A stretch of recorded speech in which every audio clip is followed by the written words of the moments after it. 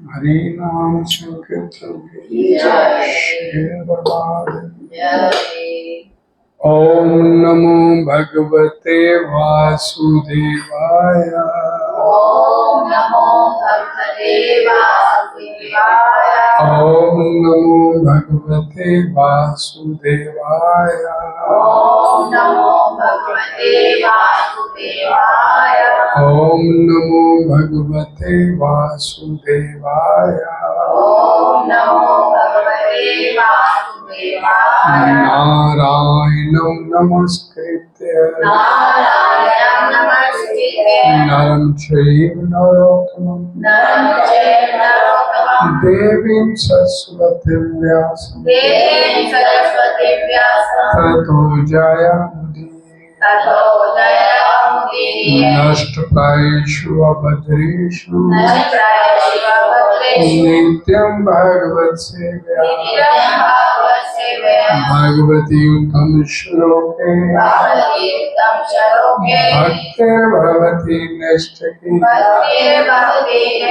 कृष्णाय वासुदेवाय देवकी नंदनाय च नंदगोप कुमाराय गोविंदाय नमो नमः।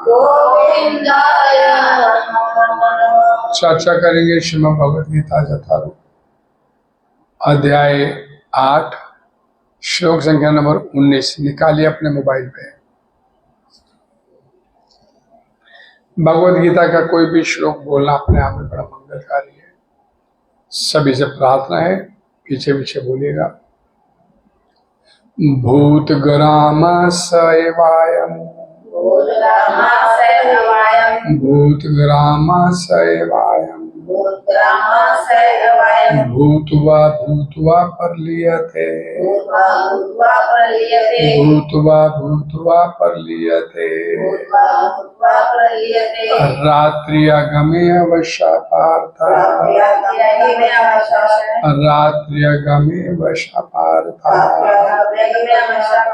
प्रभवति अहरागमे प्रभवति अहरागमे।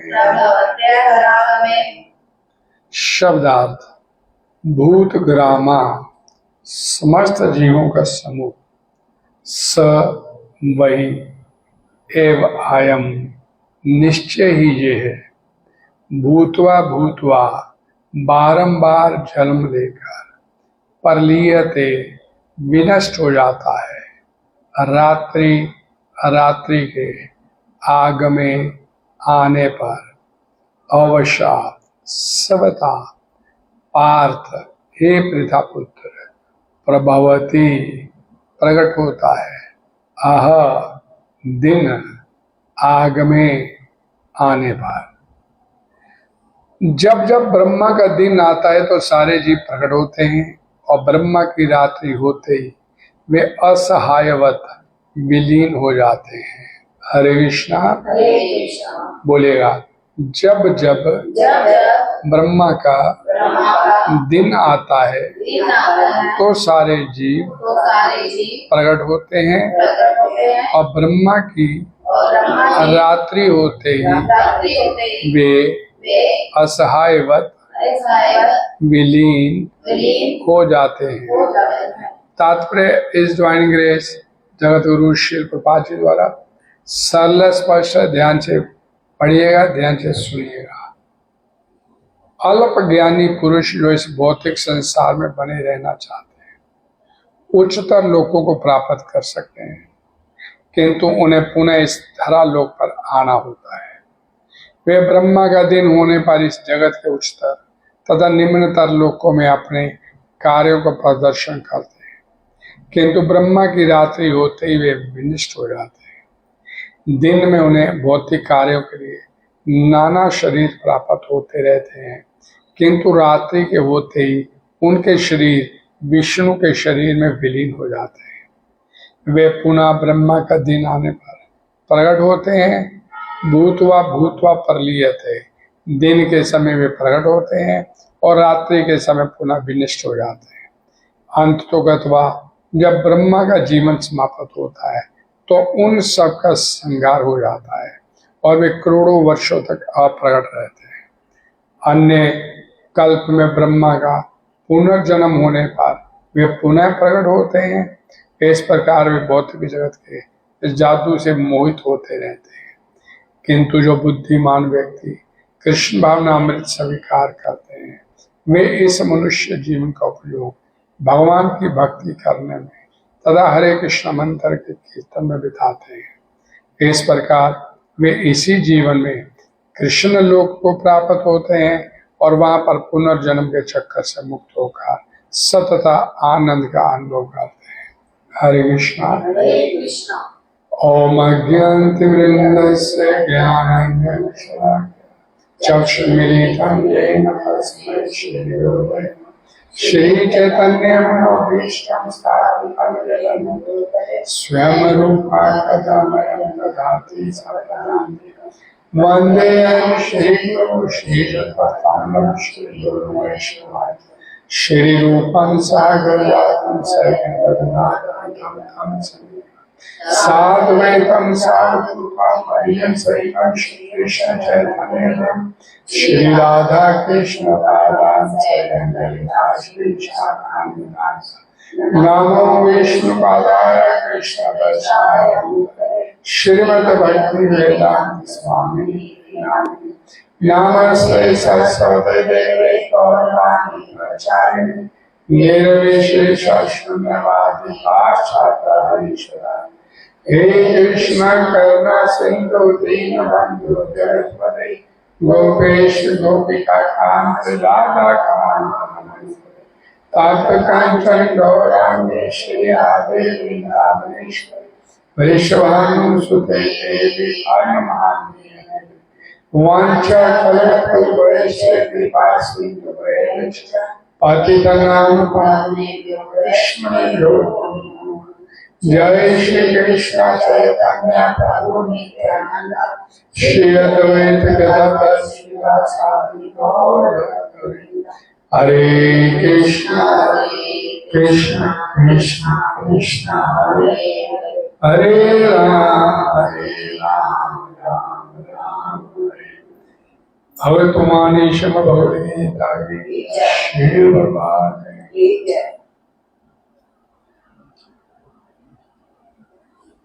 भूत ग्राम स एवायम भूत्वा भूत्वा परलीयते रात्रि अगमे वशा वार्ता भवती अरागमे। यानी कि ये कंटिन्यूशन में श्लोक चल रहे हैं। ब्रह्मा जी का दिन आता है, कितना बड़ा दिन था ये पिछले श्लोकों में बता दिया। तो सारे जीव प्रकट हो जाते हैं, ब्रह्मा जी अपनी दुकान खोलते लगाते हैं और रात्रि होती तो सोने चले जाते हैं और सारे जीव फिर असहायवत विलीन हो जाते हैं। और दिन में ब्रह्मा जी के दिन में सारे जीव असंख्य अनंत शरीर प्राप्त करते रहते हैं, मरते हैं, और फिर जिस लोक में भी होते हैं, वहां से ब्रह्मा जी की रात्रि होने पे भगवान विष्णु उन्हें अपने माता तत्व में समेट लेते हैं। अल्प ज्ञानी मनुष्य जो इस संसार में बने रहना चाहते हैं, उच्चतर लोकों को प्राप्त करते हैं, किंतु उन्हें पुनः इस धरा लोक पर आना होता है। उच्चतर लोक कब मिलते हैं हमारे को? स्वर्ग आदि इतने वो लोक हैं, जन लोक, तपल लोक, स्वर्ग लोक, ये सब गंधर्व लोक, ये सब लोकों में उच्चतर जीवन है। इस धरा पर पुण्य कर्म करते हैं, काम कर्म करते हैं, बदले में, उसके बदले में हमारे को उच्चतर जीवन प्राप्त होता है। लेकिन प्रभुपाद जी इसमें लिखे, किंतु पुनः इसी धरा लोक में उन्हें फिर वापिस आके गिरना पड़ता है। क्षीणे पुण्य मृत्यु लोक विशंति, जब वो पुण्य कर्मों का फल आपने भोग लिया तो वापस इसी मृत्यु लोक में फिर आना पड़ेगा। ब्रह्मा का दिन होने पर इस जगत के उच्चतर निम्नतर लोकों में अपने कार्यों का प्रदर्शन करते हैं, किंतु ब्रह्मा की रात्रि होते ही वे भी नष्ट हो जाते हैं। जिस योनि में होते हैं फिर वापस ब्रह्मा जी अपनी दुकान समेट लेते हैं। ये ब्रह्मा जी की दिन समाप्त होता है, ब्रह्मा जी सोने के लिए चले जाते हैं, तो इसे परले होते, परले आती है, सब समेट लिया जाता है। फिर ब्रह्मा जी अगले दिन सुबह उठते 12 घंटे बाद, तो फिर अपनी सभी जीवों को पुनः प्रकट होते हैं और वैसे जीवन चलता जैसे आप चल रहा है। दिन में उन्हें भौतिक कार्यों के लिए नाना प्रकार के शरीर प्राप्त होते रहते हैं, किंतु रात्रि के होते ही उन्हें विष्णु के शरीर में विलीन होना। पुनः ब्रह्मा का दिन आने पर प्रकट होते हैं, भूतवा पर लिए बार बार जन्म लेते हैं, बार बार मरते हैं, बार बार जन्म लेते हैं, बार बार विनश्य। और जब ब्रह्मा जी का जीवन समाप्त हो जाता है, 100 साल बीत जाते हैं ब्रह्मा जी, तो उन सब का संगार हो जाता है। अर्थात फिर वे उसके बाद करोड़ों अरबों वर्षों तक और प्रकट रहते हैं, समेट लिए माता तत्व में समेट लिया जाता है। फिर किसी अन्य कल्प में ब्रह्मा जी का पुनर्जन्म होता है, तो वो सारे के सारे जीव फिर द्वारा प्रकट होते हैं। और इस प्रकार भौतिक जगत के जादू से, जादू नहीं, भगवान की माया से मोहित होते रहते हैं, बार बार जन्म लेते हैं, बार बार मरते हैं, बार बार जन्म लेते हैं। अब यहाँ पर प्रभुपाद जी ने अपने तात्पर्य में टर्निंग पॉइंट आ गया। किंतु जो बुद्धिमान व्यक्ति होते हैं वो कृष्ण भावनामृत अर्थात कृष्ण भक्ति स्वीकार करते हैं, और वे सब मनुष्य जीवन का उपयोग भगवान की भक्ति करने में तथा हरे कृष्ण महामंत्र के कीर्तन में बिताते हैं। बुद्धिमान किसे बोला गया? जय भजे कृष्णा से ही बड़ा चतुर, चतुर में बुद्धिमान। जय भजे कृष्णा, जो व्यक्ति भगवान कृष्ण का भजन करता है, से ही बड़ा चतुर। और इस प्रकार वे इसी जीवन में कृष्ण लोक को प्राप्त होते हैं और वहां पर पुनर्जन्म के चक्कर से मुक्त होकर सतता अर्थात निरंतर आनंद का अनुभव करते हैं। कृष्ण लोक पर भगवान श्री कृष्ण अभिन्न है, एक की बात है। यानी कृष्ण को प्राप्त करते हैं और कृष्ण को प्राप्त करने के बाद उनका जीवन सच्चिदानंद है, जन्म मरण के चक्कर से मुक्त हो, ज्ञान से अभिभूत होकर और आनंद से सराबार होते हुए इस आध्यात्मिक लोक में अपना जीवन, यहाँ पर यत गतमाना निरंतर थे, भगवान श्री कृष्ण बोले तत् धाम, मेरा वो धाम जिसमें चला गया फिर वापस इस संसार में से गिरना नहीं, अर्थात वो इस भूतवा पर लिए थे के चक्कर से निकल जाते। ये संसार की रचना है, हर व्यक्ति इस संसार में यही काम करता चला है। लेकिन भगवान का भजन कौन करता है? कौन करता है? जो इस संसार की सत्यता को, सारता को समझ लेता है और अपने आप को इस दुखों से बाहर निकालने के लिए प्रयासरत होता है, वो भगवान का भजन करे। भगवान भगवद गीता में बोलते हैं, हम जब पढ़ चुके हैं इसी अध्याय में 8 2-3 श्लोक पहले, माम उपैते पुनर्जन्म दुःखालयं शाश्वतम्, नहीं न आपनुवन्ति महात्मना। जो भक्त लोग होते हैं, महात्मा लोग होते हैं, वो इस दुख वाले संसार में, अनित्य और दुख वाले संसार में दोबारा जन्म नहीं लेते, भगवान के धाम को प्राप्त।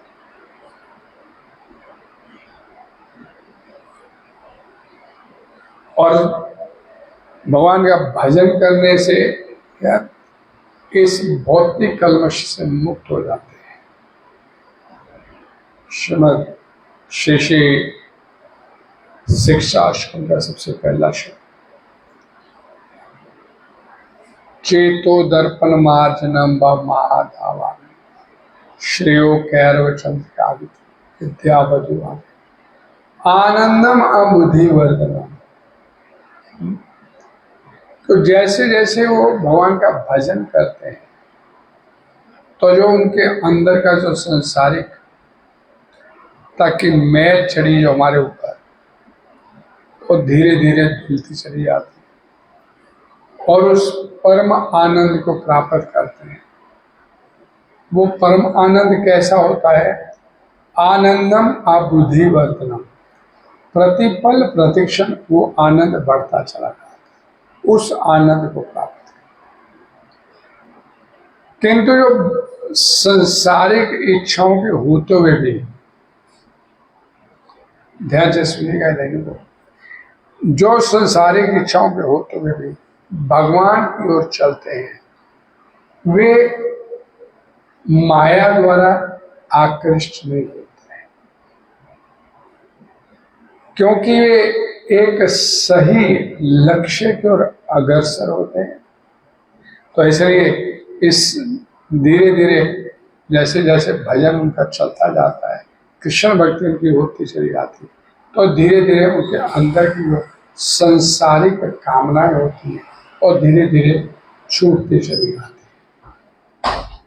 है। एक बात ध्यान से समझिए, भागवतम पुराण के 1-2 में कहा गया है, शिन्वतान स्वकथा कृष्ण पुण्य श्रवण कीर्तन हृदय तस्थो ये भद्राणी विदुनोति सुहृद सदा।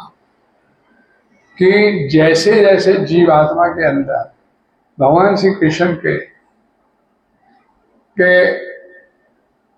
को सुनने की रुचि विकसित होती चली जाती है, कथा सुनने की, कीर्तन करने की रुचि बढ़ती चली जाती है, तो उसके अंदर जितने भी अभद्र होते हैं, विकार होते हैं, दोष होते हैं, कल्मश होते हैं, उनको दूर करने की रिस्पॉन्सिबिलिटी भगवान श्री कृष्ण खुद अपने ऊपर ले लेते हैं।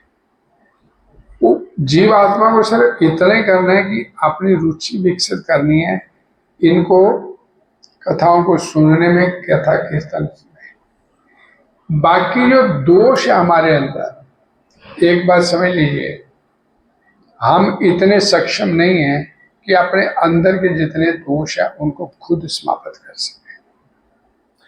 वो दोष जो अवगुण है वो सिर्फ और सिर्फ कृष्ण कृपा से ठीक होंगे। और कृष्ण कृपा कब होगी? जब आपका रुचि भगवान की तरफ होने लगेगा। फिर भगवान अपना, क्योंकि भगवान हृदय में बैठे हैं, ईश्वर सर्वभूता नाम हृदय। भगवान कहते हैं मैं हर एक जीव के हृदय में बैठा हूं और करता क्या हूं? जैसे जीव इच्छा करता है। अब जीव की इच्छा कृष्ण कथा सुनने की है, तो भगवान उसके अंदर के जितने भी कल्मश होते हैं, उसके दोष, उसके अवगुण, उनको दुरुस्त करने की जिम्मेवारी, रेस्पॉन्सिबिलिटी भगवान श्री कृष्ण खुद अपने ऊपर लेते हैं। श्रीमद् भागवतम में कहा गया है 2:3-10 में, अकामा सर्व कामो व मोक्ष कामा उदार तीव्रेण भक्ति योगेन जयेत पुरुषम परमा। कि आपके संसार में अकामा कोई इच्छा ही नहीं है कुछ प्राप्त करने की। अकामा कोई इच्छा नहीं संसार में होने का। सर्व कामो, या सेकंड से सब कुछ चाहिए, मैं भोगना भी चाहता हूं संसार। पहले अकामा कोई इच्छा नहीं, दूसरा स्टेप सर्व काम, मेरे को सब कुछ चाहिए। तीसरा वह मोक्ष कामा, जब मोक्ष की प्राप्ति चाहते हैं, वह संसार से निकले।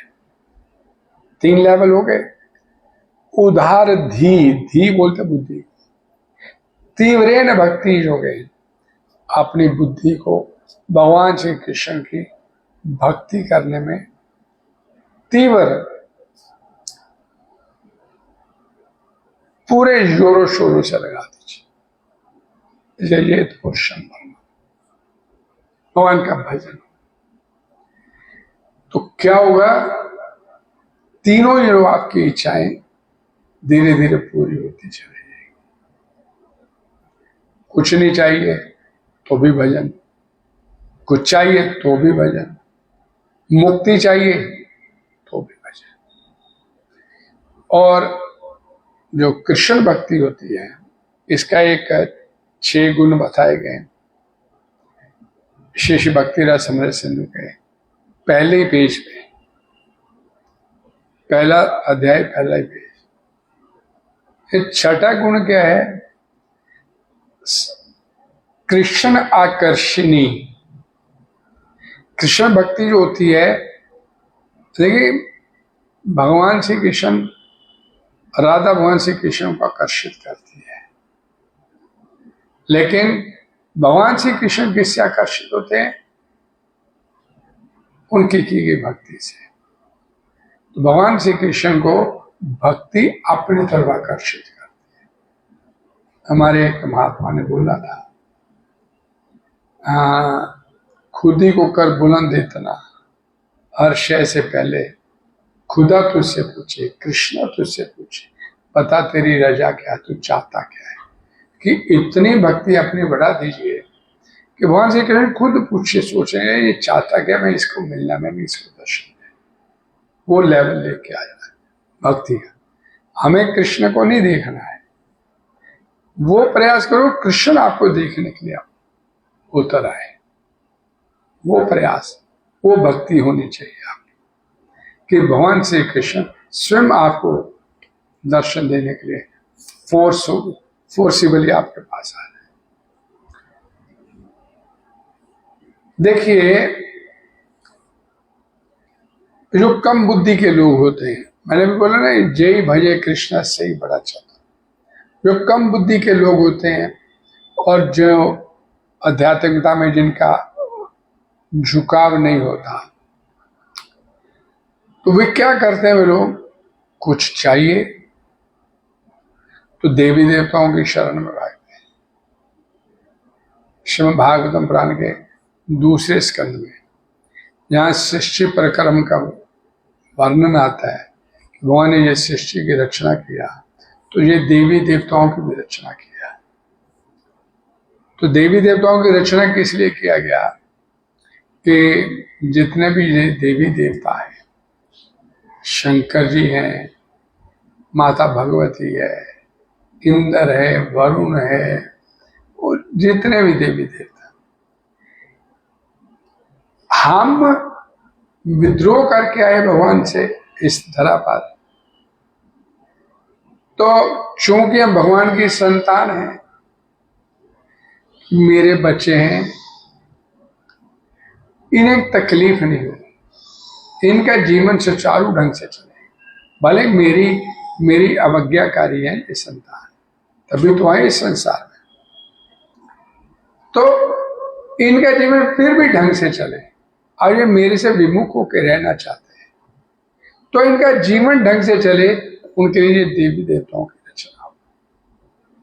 तो दूसरे स्कंद में इस बात का वर्णन किया गया शुकदेव गोस्वामी द्वारा कि ये जितने भी देवी देवता हैं आपको तरह तरह के वरदान देने में सक्षम है। अच्छी पति चाहिए तो माता पार्वती की पूजा कीजिए ना, अच्छी पत्नी चाहिए तो भोले शंकर की शरण, अच्छा स्वास्थ्य चाहिए तो सूर्य देवता की शरण में। देखिए अलग अलग देवी देवताओं के वहां पे बताए गए कि इनकी किसकी पूजा करने से क्या आपको इस संसार में प्राप्त हो। यानी संसार में भगवान की भक्ति नहीं करके जब हम देवी देवताओं की भक्ति करते हैं, तो फिर इसका मतलब मोर और लेस हम इस संसार में रहना चाहते हैं, इस संसार में रहना चाहते हैं, तो उसके बदले में भगवान ने ये देवी देवताओं का उन्होंने विधान किया। देवी देवताओं से जो कुछ आपको चाहिए वो मिलता है, वो देने के लिए बैठे। उनका विधान इसलिए किया गया, वर दे दे पहाड़ा में चरण वाले, वो देने के लिए बैठी आपको, लेकिन उनके वरदानों से आपको साथ में मिलता है जन्म मृत्यु का चक्कर में, वो आपको, और उनके द्वारा दिए गए जितने भी वरदान हैं, जितने भी आशीष वो देते हैं आपको, वो सारे के सारे वरदान आपके शरीर छूटने के बाद ऑटोमेटिकली स्वतः समाप्त हो जाएंगे, वो आगे नहीं चलेंगे। जबकि ठीक इसके विपरीत आप भगवान श्री कृष्ण की भक्ति करते हैं और आपका भक्ति का वो लेवल नहीं है कि संसारिक चक्कर से निकल जाए, लेकिन अगर आप वो भक्ति करते हैं तो कृष्ण भक्ति आपकी वो एक संग्रह होती चली जाती है, और वो कृष्ण भक्ति आपके साथ आगे कैरी फॉरवर्ड अगले जन्म के लिए आपके साथ हो जाती है। हम श्री श्री गजेंद्र मोक्ष की कथा पढ़ते हैं, उसको भक्ति की थी और गजेंद्र को याद आ गया, और नहीं मता स्मृति ज्ञानम पौनम, भगवान ही याद दिलाते हैं कि भाई मेरा भक्त जो है कभी विनष्ट नहीं होता, मेरी भक्ति की थी तो भगवान ही उसे याद दिलाए अंदर से कि ये अगला कदम उठा ले। तो गजेंद्र मोक्ष की कथा ये निश्चित करती है कि आपकी कृष्ण भक्ति की गई आपके अगले जन्म में भी कैरी फॉरवर्ड होती है, यानी कि बाकी देवताओं की गई भक्ति आपके इसी शरीर के साथ समाप्त हो जाएगी। सामान्यतः लोग भगवान की शरण में नहीं जाते क्योंकि वे निम्नतर गुणों वाले और रजो तमोगुणी होते हैं। हम लोग मुमन रजोगुणी तमोगुणी है, सतोगुणी नहीं है। रजोगुणी तमोगुणी हम पढ़ते श्रीमद् भगवद गीता जाता आतकेन प्रयुक्तोयम पापम चरति पुरुषा, कि जीवात्मा अर्जुन पूछता भगवान श्री कृष्ण से 5वें अध्याय में, पाप करना नहीं चाहता है, फोर्सिबली कर बैठता पाप, पाप की डेफिनेशन क्या है? अपने लिए किया गया कोई भी कर्म पाप है, और वहां से कृष्ण के लिए किया गया कर्म कर्म बंधन से मुक्त होने का कारण है। तो पाप करना नहीं चाहता, लेकिन फिर भी कर बैठता, बलादिवा नियोजिता, फोर्सिबली पाप कर बैठता है। कारण क्या है उसका? तो भगवान श्री कृष्ण उसका जवाब देते हैं कि रजोगुण समद्भवा। उसका जवाब देते हैं, कामेशा क्रोधेशा, रजोगुण से उत्पन्न ये कामना और क्रोध, ये जीवात्मा को पाप करने के लिए विवश मजबूर कर देते हैं। भोगने की जो वृत्ति होती है, जब जीवात्मा कोई पाप करता है ना, आप कभी देखिएगा अंदर से एक बार उसको जरूर आवाज आती है। हम लोग बोलते हैं आत्मा की आवाज आई। आत्मा की आवाज नहीं होती, वो परमात्मा की आवाज होती है। अंदर बैठा है ईश्वर सर्वभूता नाम देश, मैं तेरे हृदय में बैठा हूं। क्योंकि वो हमारा वेलविशर है, हमारा शुभचिंतक है। वो आपको सुचेत करता है एक बार भी गलत करने लगा तो,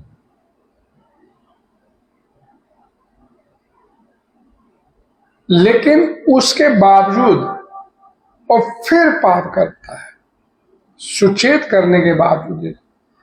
इसलिए बोला जाता है कि पाप जिंदगी में जो कुछ मर्जी करो आप, लेकिन पाप मत करना, क्योंकि जब उसकी सजा भुगतने का समय आएगा ना, तब भगवान माफी नहीं देते। और पहले सुचेत करते हैं गलत काम कर रहे हैं मत करना, सुचेत करते हैं आपको अंदर से मत कर, फिर भी करता है तो भगवान उसको रोकते नहीं है। रोकेंगे क्यों? क्यों नहीं रोकते? कर्मण्यवादी का रास्ते महाफलेशु कदाचन, तेरे को कर्म करने की स्वतंत्रता दिया। आप भगवान उसको कर्म करने से रोक देते हैं तो उसकी तो भगवान की तो सीधी डायरेक्ट इंटरफेरेंस होगी उसके काम। तो भगवान रोकते नहीं, लेकिन चूंकि वो आपके सुहृदय सर्वभूता नाम है, तो आपको अंदर से सुचेत एक बड़े मतलब स्ट्रोंग वे से करते भाई गलत करने लगा तो रुक जा, लेकिन रोकेंगे नहीं उसको, सुचेत करेंगे, वार्न करेंगे तो गलत कर रहा है, उसके बावजूद भी कर रहा है। आप जाइए अस्पतालों में जाके देखिए, सालों साल बेड लगे हुए दुनिया को, ठीक होने का आराम होने का नाम नहीं। एक रोग ठीक होता तो दूसरा शुरू हो जाता। तो भगवान बोलते हैं जगतो माता दाता, मैं पिता, मैं आपका माता, मैं आपका दाता, पालने वाला भी मैं। तो फिर अपने बच्चे को दुख क्यों देते हैं? क्योंकि बच्चा समझना नहीं चाहता। आप अपने बच्चे को अग्नि में हाथ डालने से रोकें। तो शरारती होता ना, और नहीं मानता आपका बात, फिर पिता कई बार चल देख ले डाल के, हाथ जलता है तो फिर पीछे हटता है। तो नहीं मानता तो चुप करके देख ले। गहनो कर्माणी गति, कर्म की गति बड़ी गहन है। कौन से कर्म का फल भगवान ने कहां पर आपको देना है, ये भगवान ने अपने हाथ में रखा है, और डिपार्टमेंट भगवान के हाथ में। तो इसलिए कौन से कर्म की सजा कहां मिलेगी ये हमारे को नहीं मालूम। ये नहीं कि अभी मैंने कोई गलत काम किया तो अभी उसकी सजा मिलेगी। और सजा देने के पीछे भगवान का मंतव्य क्या होता है? क्या होता है? वो आपको शुद्ध करना चाहता है। भाई तेरा पाप किया था, गलत काम किया था, उसकी सजा भुगत ले, शुद्ध हो जाएगा। पापी व्यक्ति को जेल में डाला जाता है, कोई कत्ल किया, कुछ चोरी की तो जेल में डालते हैं। जेल में भाई इसने सजा भुगत ली, अब ये पिछला इसका कर्म खत्म, भुगत ली, अब तो कोई आगे करेगा तो जेल में डालेंगे। तो भगवान उसको रोके और नहीं माने तो ठीक है, भुगतना बेच तो सजा भुगतनी पड़ेगी। फिर लकीरें निकाले, माफी नहीं मिलेगी। फिर माफी एक ही कंडीशन पर है कि संकल्प कर कि आपके बाद तो पाप करेगा ही नहीं। क्या करेगा? पाप नहीं करेगा तो क्या करेगा? मेरी शरण में आएगा। तो मेरी शरण में आएगा और फिर पाप नहीं करेगा, पाप से तौबा करेगा तो फिर तेरे को माफी, फिर भी माफी। लेकिन भगवान कितने दयालु हैं कि आपके ये संकल्प करने पर कि मैं अब आगे से पाप नहीं करूंगा, भले ही खूब पाप करके बैठा हुआ वो, कत्ल कुतल भी करके बैठा है, डाके डुके भी डाल के बैठा हुआ है, लेकिन एक बार संकल्प कर लेगा कि मैं आगे से पाप नहीं करूंगा तो फिर माफी है। अपि चेत सुदुराचार भजते माम अनन्य भाव, नहीं अनन्य भाव से भी तू मेरी भक्ति करेगा फिर भी तेरे को माफी है। देखिए भगवान कितने करुणा सिंधु है, कृष्णा करुणा सिंधु कितने हैं कि आपको कदम कदम पे फिर, लेकिन उसके साथ धोखा नहीं चलेगा। भाई चलो आज माफी मांग लिया, फिर 6 महीने बाद, साल में फिर एक पाप कर लिया। वो क्योंकि भगवान जो है एक भगवद गीता जतारू में श्लोक है,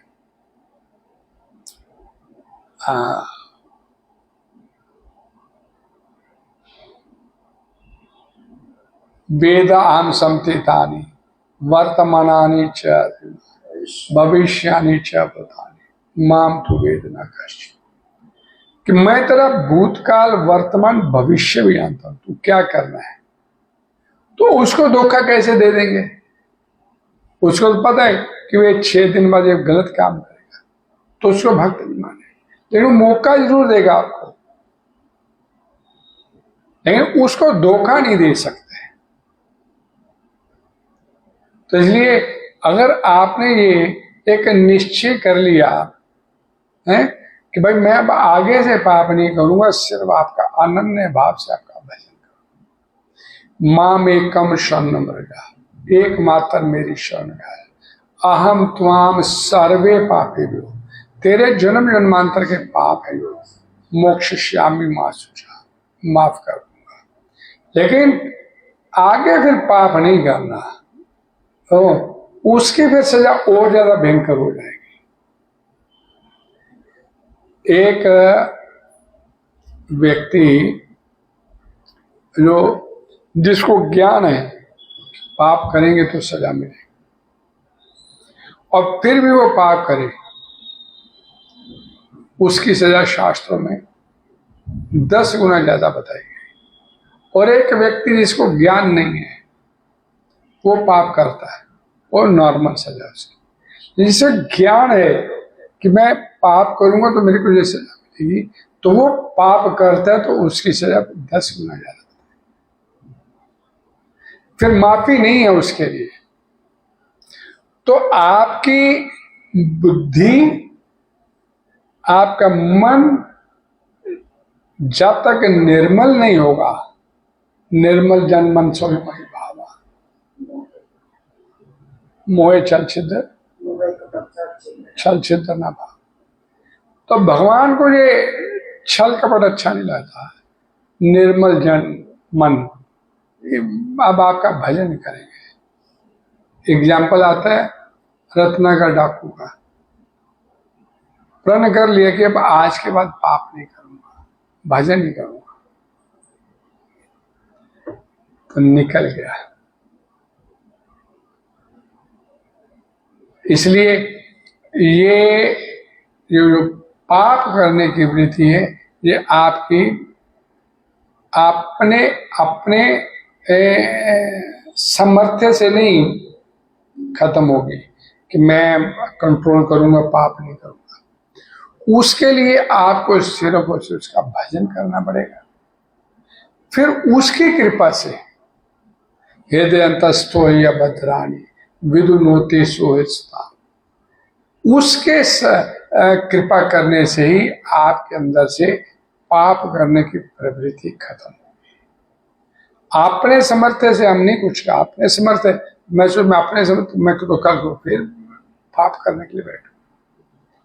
तो आप सिर्फ उसका भजन कीजिए, कृष्ण कीर्तन कीजिए, फिर अंदर के जो विकार हैं, दोष है, आगुन है, वो उनको दूर करने की रिस्पॉन्सिबिलिटी ये आपने ऊपर लेते हैं। लेकिन क्या बोलते हैं, व्यवसात्मकता बुद्धि, एक निश्चय वाली आपकी बुद्धि होनी चाहिए, यानी कि रोज आपका निश्चय बदल रहा है। भगवद गीता में होता है व्यवसात्मकता बुद्धि समादो न विद्यते। अगर आपकी एक निश्चय वाली बुद्धि नहीं होगी तो आप फिर कृष्ण भक्ति भी नहीं कर सकते। समादो न विद्यते, फिर आपका भजन नहीं। ये 100% तय है। हरे कृष्णा हरे कृष्णा हरे कृष्णा हरे कृष्णा कृष्णा कृष्णा हरे हरे, हरे राम राम राम। कोई डिस्कशन? हाँ जी। पाप और आपने कहा कि जो भगवान के लिए करते हैं वो पाप नहीं है, उसके अलावा अपने लिए करते हैं वो पाप। तो आप भगवद गीता में भगवान श्री कृष्ण 3रे अध्याय में यज्ञ शिष्टा आशिना संतो मुच्यन्ते सर्वकर्मेषु भुजन्ते ते तु अगम पापाहि पचन्ते तु आत्मा। अपने लिए जो कुछ भी तू करेगा, भगवान खुद बोल रही बात, वो पाप हो जाएगा। और मेरे लिए करेगा, कर्म बंधन से निकलने का कारण। सारा कुछ कैसे, कोई भी काम में सारा कुछ भगवान के लिए। ये तो प्रभुपाद जी ने इतना सरल तरीका बताया हुआ है। आप गृहस्थी हैं, जीविका कमाने के लिए जा रहे हैं, तो ये मान के कि भगवान ने मेरे को पत्नी दिया, बच्चे दिए, माता दिया, पिता दिया, इनका पालन पोषण करने की रिस्पॉन्सिबिलिटी मेरी है। भगवान ने ये सेवा मेरे को लगाई, इसे भगवान की सेवा मानते हुए कर्म करना। खाना इसलिए है कि शरीर ठीक रहेगा तो मैं आपका भजन अच्छे से कर पाऊंगा। नहाना इसलिए है कि मैं साफ सुथरा होकर भगवान के सेवा में लग पाऊंगा। तो कोई भी एक्टिविटी उसे भगवान की सेवा के लिए मान के चलना। कोई भी आपकी एक्टिविटी, आप कोई ऐसी एक्टिविटी बता दो जो भगवान की सेवा में नहीं प्रयुक्त होती, बताइए। एनी एक्टिविटीज जो भगवान की सेवा में फिर नहीं है प्रयुक्त।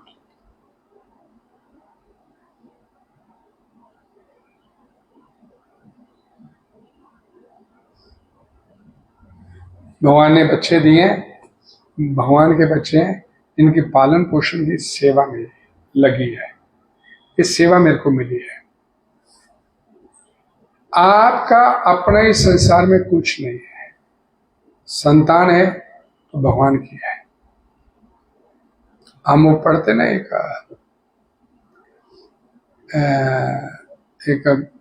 कथा सी बोली जाती है, उमन एक संत महात्मा किसी के घर में गए, किसी सेठ के, एंटर करने लगे तो देखा गेट में बड़ी सुंदर चमचमाती गाड़ी खड़ी है। तो महात्मा ने पूछा, सेठ जी ये गाड़ी किसी? ठाकुर जी की है। ये मकान किसका है? ठाकुर जी का है। अंदर सोफा, बड़ा भव्य फर्नीचर, ठाकुर जी का है। सारा कुछ ठाकुर जी का, ये भी ठाकुर जी का, बर्तन ठाकुर जी के, ये ठाकुर जी। अब मंदिर में ले गया, ये सामने ठाकुर जी, ये मेरे हैं, बाकी सब ठाकुर जी का। तो भगवान का प्रॉब्लम कहां पर होती है कि हम भगवान द्वारा दी गई हर वस्तु के साथ अपनी अटैचमेंट है, ये मेरी है।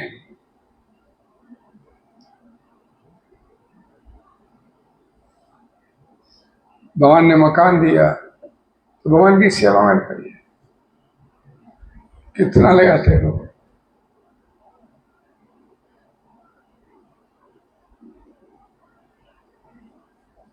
बाय हुक एंड क्रुक, कैसे भी भगवान के रक्षो में बस।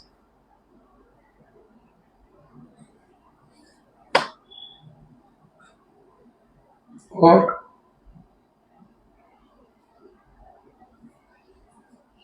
कुछ, हाँ जी, नो क्वेश्चन। हम कई बार जोड़ना चाहते हैं, पर जोड़ने में कई बार हमारा अपना ही इंटरेस्ट होता है। अगर मैं गुजार गया, मैं कोई मेरा मन किया रोटी खाने का, मैं बोल रहा हूँ ठाकुर जी के लिए जा रहा हूँ, हाँ जी, मैं कह रहा हूँ मैं कुछ सब्जी लेके जा रहा हूँ, सोचे कि गोल लाऊंगा, पर मेरा मन था सब्जी खाने का, इसलिए मैं लेके गया। तो हम उसमें अपना हित को जोड़ देते हैं। ये जो चेंज लानी ना अपनी अंदर, या ये सब्जी ली है तो हर ठाकुर जी को इसका भोग लगाना है। पहले पहले होता है कि मैं अपने लिए लेके जा रहा हूँ, लेकिन धीरे धीरे, लेकिन ये सारा काम आपके अंदर चेंज आएगा, परिवर्तन आएगा किसी साधु व्यक्ति के साथ जुड़ने से। और ये रेगुलर कल्टीवेशन होनी चाहिए, नहीं कि महीने बाद मिल गए कोई संत महात्मा, 2 महीने बाद। आपके पास नहीं है तो टेलीफोन पे अवेलेबल है, टेलीफोन पे नहीं अवेलेबल मान लीजिए, तो भाई आप अपना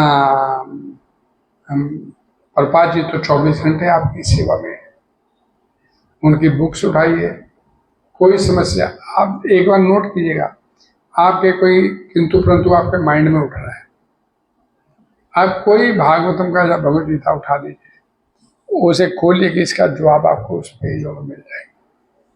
लेकिन कभी हमने प्रैक्टिकल किया नहीं, इसे करके देखिएगा। क्यों? क्योंकि अंदर बैठा है ना, वो अंदर बैठा हुआ है, वो पेज ही आपसे वो निकलवाएगा। लेकिन वो कब निकलवाएगा वो पेज? जब आप भी सीरियस एंड सिंसियर है। ये ऊपरी मन से यार ये क्या होता है ऐसे, ठीक है छोड़ो यार इस टॉपिक, नहीं, सिंसियर सीरियसली, अरे इसका जवाब कैसे मिलेगा, तो फिर आपसे पेज ही वही खुलवाएगा।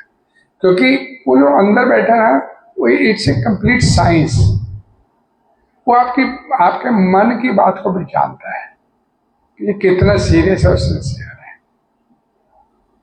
आप सीरियस सिंसियर है तो आपसे पेज भी वही, अदरवाइज आपको कोई साधु संग आपके पास भेज देगा, फिर पूछ ले भाई कुछ।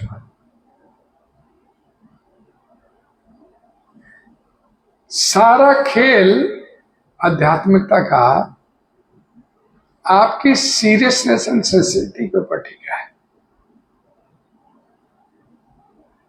अभी बोला ना निर्मल जन मन से निर्मल मन से आप उससे बात करेंगे तो आपकी बात का जवाब अंदर हृदय में बैठा है।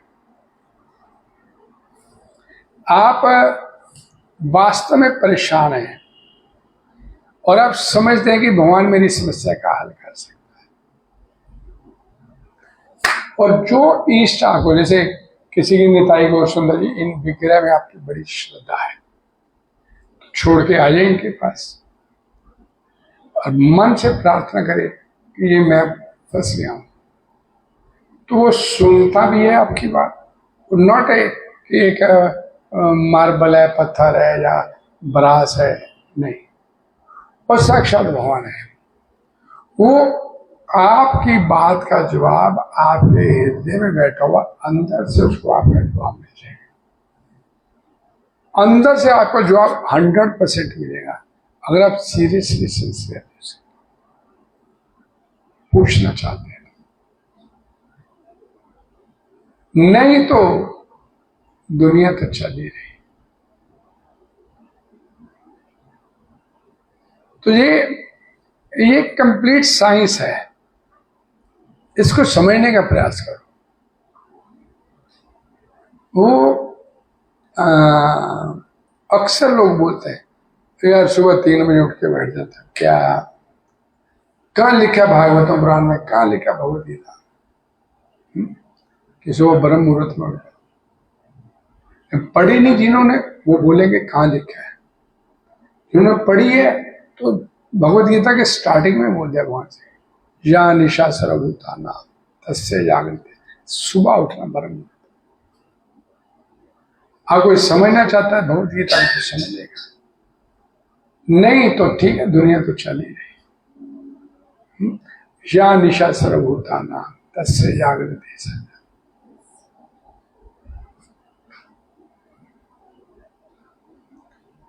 तो आपकी सिंसियरिटी, ये बड़े बड़े संत महात्मा क्यों बोलते हैं कि सुबह ब्रह्म मुहूर्त में उठ?